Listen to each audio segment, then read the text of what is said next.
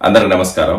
జగనన్న విద్యార్థి దీవెన నాడు నేడు కింద స్కూళ్లకు మహాదశ, విద్యా వ్యవస్థలో సమూలమైన మార్పులు, కార్పొరేట్ స్కూల్ కి ధీటుగా విద్యా వ్యవస్థ అని జగన్మోహన్ రెడ్డి ఏదైతే మీటింగ్ లో చెప్తున్నాడో, గత 4-5 మీటింగ్ లో మనం చూస్తున్నాం. ప్రతి మీటింగ్ లో ఏదో చెప్తున్నాడు. లక్షల కోట్లు ఖర్చు పెట్టి ఈ రోజు నాడు నేడు కింద విద్యా వ్యవస్థలో సమూలమైన మార్పులు తీసుకొచ్చినామని చెప్తున్నాడు కదా. నిజంగా వాస్తవ పరిస్థితి అట్లే ఉందా అనేది లేదా అనేది ఒకసారి నేను ఒక వీడియో చూపిస్తా. ఆ వీడియో చూసిన తర్వాత మళ్ళీ మాట్లాడదాం. So just watch this video first.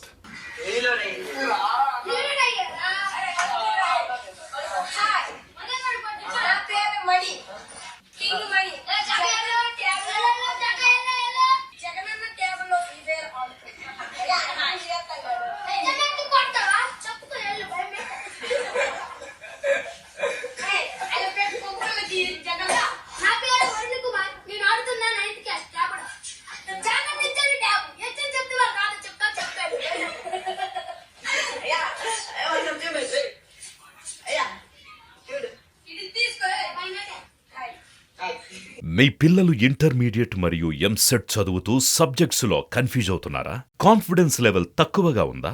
Repeated mistakes చేస్తున్నారా? అయితే మీకోసమే ఉంది Rise app. 1 lakh question bank, performance analysis, online classes by experts, ఇంకా మరెన్నో ఫీచర్స్ తో మీ ముందుకొచ్చింది Rise. Rise, the perfect guide. Description లో ఉన్న లింకును ఉపయోగించి సబ్స్క్రైబ్ అవ్వండి.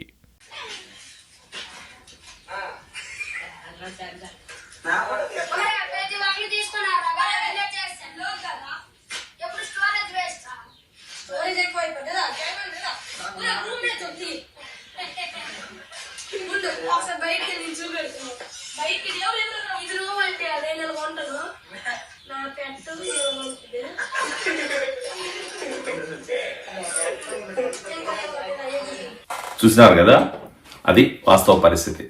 ఈరోజు జగన్మోహన్ రెడ్డి బైజూస్ ద్వారా కొన్ని లక్షల మంది పిల్లలకి టాబ్లెట్లు ఇచ్చాం. టాబ్లెట్లలో డిజిటల్ ఎడ్యుకేషన్ వల్ల చాలా లబ్ధి పొందుతున్నారు.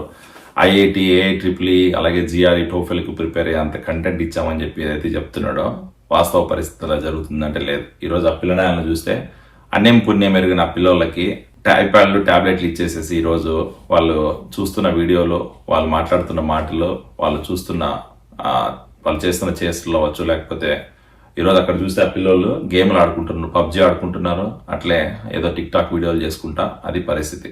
సో దీనికోసమేనా నువ్వు 100 కోట్లు ఖర్చు పెట్టి స్టూడెంట్స్ కి టాబ్లెట్లు ఇచ్చింది జగన్మోహన్ రెడ్డి? బైజూస్ వాళ్ళు ఫైర్ వాల్ కంటెంట్ మెయింటైన్ చేస్తున్నారు. ఫైర్ వాల్ ఉంది, ప్రతి టాబ్లెట్ కి పేరెంటల్ కంట్రోల్ ఉంది, స్టూడెంట్స్ చూసే ప్రతిదీ మాకు మానిటరింగ్ ఉందని చెప్పినాం. ఎక్కడుంది మీ మానిటరింగ్? మరి నిజంగా మానిటరింగ్ ఉంటే ఆ పిల్లలు ఈరోజు ఆ పరిస్థితిలో ఉంటుందా? అసలు నిజంగా వాళ్ళు వీడియో చూడడానికి అంత ధైర్యం చేస్తారా? గేమ్లు ఆడడానికి అంత ధైర్యం చేస్తారా? హెడ్ మాస్టర్ చెప్తానే కూడా భయపడే పరిస్థితి లేదు ఈరోజు. అంటే అంత దిగజారిపోయింది విద్యా వ్యవస్థ మన రాష్ట్రంలో. సో ఒకసారి నిజంగా జరుగుతున్న పరిస్థితులు తలుచుకుంటే ఎట్లుందంటే ఒక సామెత గుర్తొస్తుంది. అమాయకునికి అక్షింతలు ఇస్తే వాడు అవతలకి వెళ్ళి నోట్లు వేసుకున్నాడంట. అట్లుంది పరిస్థితి. ఈ రోజు అన్యం పుణ్యం జరిగిన ఆ పిల్లలకి అందరికీ టాబ్లెట్లు ఇచ్చేసేసి డిజిటల్ ఎడ్యుకేషన్ అని చెప్పి నువ్వు ఏదైతే చెప్తున్నావో, వాళ్ళు అమాయకంగా ఏదో ఊర్లలో 4 పిల్లలు 5 మంది పిల్లలు కలిసి ఏదో క్రికెట్ ఆడుకుంటా, బ్యాడ్మింటన్ ఆడుకుంటా, వాలీబాల్ ఆడుకుంటా, లేదా ఇంకో గేమ్ ఆడుకుంటా, కబడ్డీ ఆడుకుంటా ఉండే పిల్లలని గబ్బు పట్టించేసి ఈరోజు టాబ్లెట్లుగా అతుక్కునేలా తయారు చేసినావు. ఆ టాబ్లెట్లలో కూర్చొని PUBG గేమ్ ఆడుకున్నట్టుగా అట్లే టిక్-టాక్ వీడియోలు చేసుకుంటా ఇంకో గేమ్లు ఆడుకునే పరిస్థితి ఈరోజు. సో ఇంత దారుణమైన పరిస్థితులు విద్యా వ్యవస్థ తీసుకెళ్తాను. ఈరోజు బయటికి మాత్రం నీ నాటకాలు ఎట్లున్నాయంటే, నేను విద్యా వ్యవస్థలో సమూల్యమైన మార్పులు తీసుకొచ్చేసిన.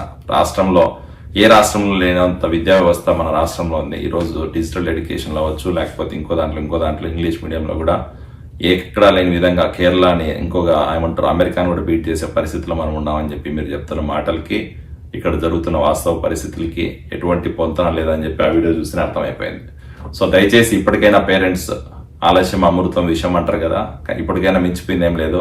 ఆ జగన్మోహన్ రెడ్డి ఇచ్చిన టాబ్లెట్లని ఇళ్లలో పెట్టించుకోండి, లేకపోతే స్కూల్లోనే పెట్టమని చెప్పండి. ఇంటికి వచ్చిన తర్వాత పిల్లలు ఏం చేస్తున్నారు, పిల్లలు చదువుతున్నారా మానిటరింగ్ చేయండి కొంచెం. లేకపోతే ఈరోజు ఆ పనికి మాలిన వీడియోలు చూసి, పనికి మాలిన గేమ్లు ఆడుకుంటా కాలక్షేపం చేసి రాబోయే రోజుల్లో ఖచ్చితంగా పిల్లలు భవిష్యత్తు మీద ఎఫెక్ట్ పడే ఛాన్స్ ఉంది. కాబట్టి మనం పుట్టించుకున్నాం, మనకంటూ తప్పదు కాబట్టి పిల్లల్ని చూసుకోవాలి. ఈ ప్రభుత్వాలు ఈ పనికి మాలిన పనులు చేసి పిల్లల్ని గబ్బట్టించే పరిస్థితి తీసుకొస్తున్నాయి కాబట్టి వాటి మీద మనం మన పిల్లల మీద ఎఫెక్ట్ లేకుండా చూసుకోవాల్సిన బాధ్యత మన మీద ఉందని చెప్పి తెలుపుకుంటూ థ్యాంక్ యూ సో మచ్.